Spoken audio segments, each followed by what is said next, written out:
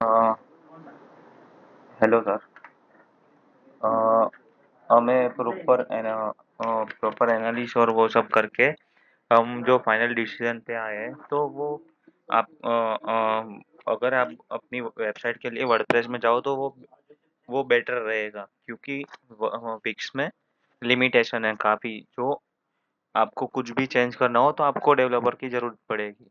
और वर्डप्रेस में ऐसा है कि आप दोनों तरफ से आप कर सकते हो, मतलब आप अपनी ओर से भी कर सकते हो और हमारी ओर से भी हम कर सकते हैं। तो मैंने आपके जो जो रिक्वायरमेंट जो सेक्शन थे वो विक्स में डायनामिक पॉसिबल है या नहीं वो मैंने मेंशन किया हुआ है। ये कॉलम जो सी कॉलम है वो विक्स के लिए है और जो डी कॉलम है वो वर्डप्रेस के लिए है। जो मैंने पेजेस वाइज आपको शीट बना के दिया है, ठीक है। और इसमें मैंने सब पेज मेंशन किया हुआ है, ठीक है। और विक्स प्लेटफॉर्म की जो लिमिटेशन है वो मैं आपको बताऊँ। कुछ भी डिजाइन पॉइंट ऑफ व्यू से विक्स में कोई थीम नहीं है। वो प्रॉपर एचटीएमएल कोड हमको ऐड करना पड़ेगा, जिसमें आपको कोई चेंज करना करना हो तो आपको डेवलपर का कांटेक्ट करना पड़ेगा, ठीक है। थीम अवेलेबल नहीं है वो मैंने आपको बता दिया, ठीक है। और कंटेंट मैनेजमेंट में भी आपको जो कोर्स और यूनिवर्सिटी का जो कलेक्शन है वो फिल्टरेशन चाहिए आपको, वो पॉसिबल नहीं है क्योंकि कोई कनेक्शन नहीं है। फॉर एग्जांपल मैं आपको अपनी साउथर्न कंपनी की जो वेबसाइट है वो मैं आपको दिखाता हूँ। हमारे यहाँ पे जो जो भी सर्विसेज है, ठीक है। तो वो ये सब सारे सेक्शन जो है वो पूरे डायनामिक है।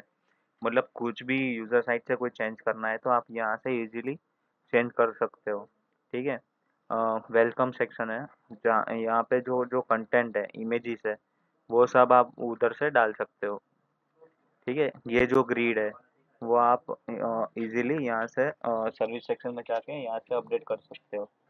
बल्कि यहाँ पे लोकल बिजनेस है तो आप यहाँ पे एडिट कर सकते हो इजीली। वो बोथ साइड है, यूजर साइड भी है और डेवलपर की साइड से भी है, ठीक है।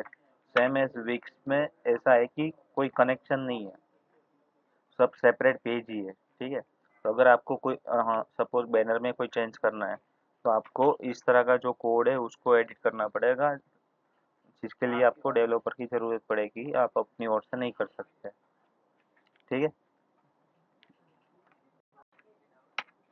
तो ये डिफरेंस है वर्डप्रेस और ये विक्स में, ठीक है। और हाँ, शीट में टाइमलाइन भी दिया हुआ है